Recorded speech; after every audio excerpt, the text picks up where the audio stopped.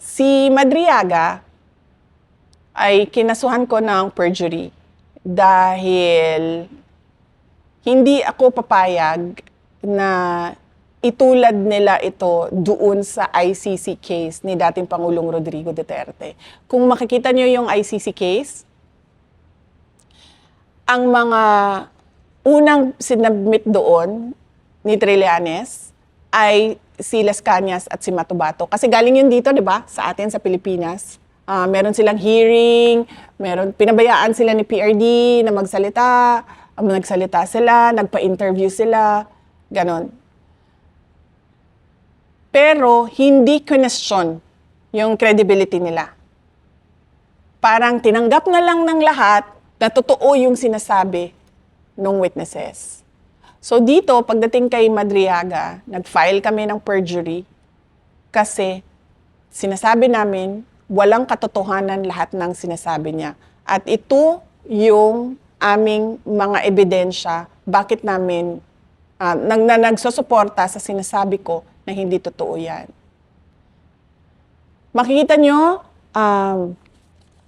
actually 6 nga pala no? May 3 akong hindi pinangalanan. 1, 2, 3, tapos Makabayan, BBM, Pink Yellow. Meron pang 3. Makikita nyo, sa mga lumalabas na news items, sinasabi bagman, sinasabi aid, sinasabi civilian intelligence agent. May mga ganun sila na words na hindi mo makikita doon sa affidavit. So bigla na lang siyang may narrative na sila. Bakit? Kasi kung makikita ninyo yung Madriaga affidavit, lumabas yon pagkatapos na ma-dismiss ng Supreme Court ang impeachment. Yung una nilang impeachment noong 2025. Yung una nila. Kasi doon sa kwento nila, wala silang, kumbaga, whistleblower. Kasi lahat nung kanilang ebidensya, kinuha lang nila at sila lang yung nagsasabi, mali ito, mali ito.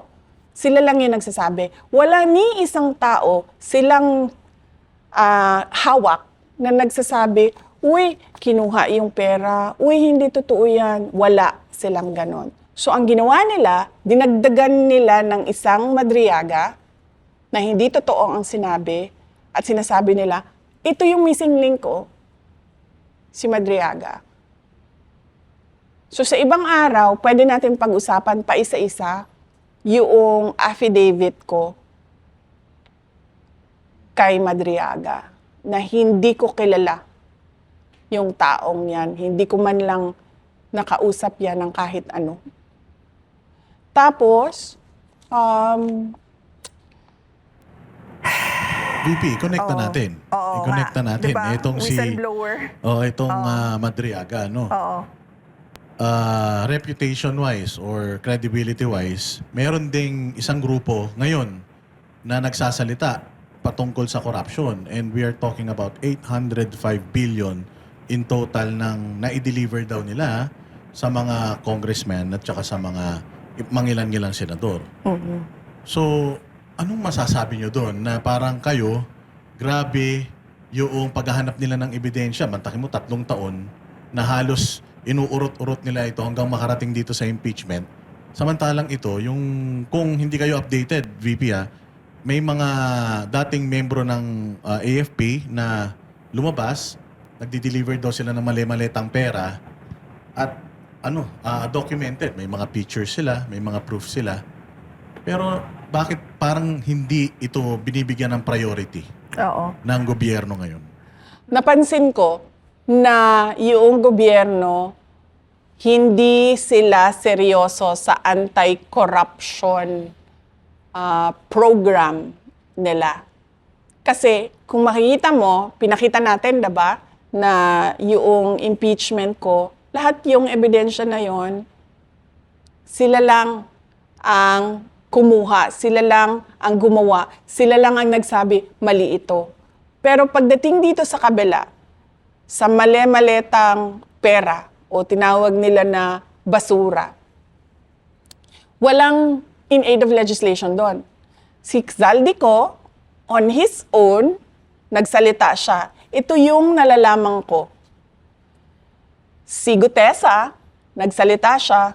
Ito yung alam ko.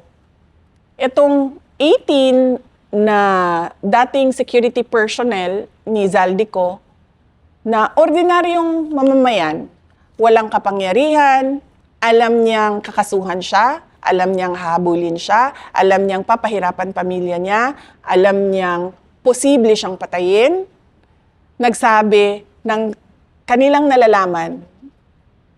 Hindi ko kilala to ha, walang makakapagsabi dyan sa kanila na kinausap ko sila o nakita ko sila o kinita ko sila. Kahit man yung mga kasama nila, yung abogado. Walang makakapagsabi dyan sa kanila na alam ko kung ano yung ginagawa nila. Ito, mga ordinaryong tao na nagsabi, ito yung alam namin sa korupsyon eh.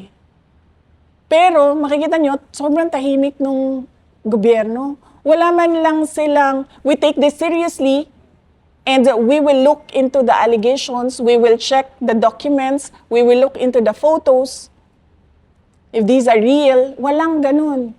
Ang lumalabas lang, ay nako, mga dishonorably discharged yan. Ay nako, pakawala yan ng mga Duterte. Ay nako, si Zaldico ba pakawala namin? Si Zaldico kasama nila yun, diba? Siya yung Shiminet, diba? Sa kanya galing yun. Yung Shiminet. Kay Zaldi galing yun, against me. Pakawala ba namin yan? Si Guteza, wala man nakakilala dun sa kanya.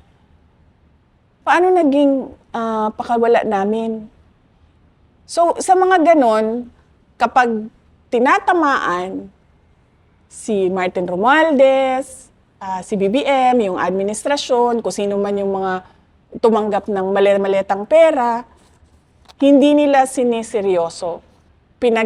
Iniisang tabi nila, sineset aside nila na para bang baliwala. Ang ginagawa nila, inaatake nila yung notaryo, inaatake nila yung kung sino yung tao, hindi man lang nila binabanggit yung sinabi ng tao.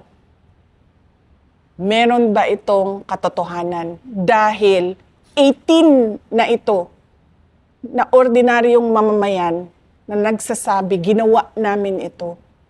Naghatid kami ng pera sa mga taong ito. Wala. Tahimik. So makikita mo, seryoso ba talaga ang gobyerno sa anti-corruption? Hindi. Wala. Wala silang pakialam. Kasi tatamaan sila doon sa mga katotohanan na sinasabi. Kasi paano mo ba masabi na merong ulterior motive yung mga nagsasalita? Ano bang, what will they gain if they speak about what they know? Diba? Wala naman eh. Hindi man yan tatakbo sa eleksyon, hindi yan mananalo. Hindi naman yan kunwari magsasalita kontra sa katiwalian sa administrasyon ay mabibigyan ng medal. Wala silang makukuha dyan sa ginawa nila. So doon pa lang mag-iisip na sana yung gobyerno, di ba? Itong tao ito, walang motibo ito para magsalita ng kung ano yung nalalaman niya sa katiwalian. Pero nagsalita pa rin siya. So, ibig sabihin, merong truth dyan. Pero para sa gobyerno, para sa administrasyon, paninira lang yan.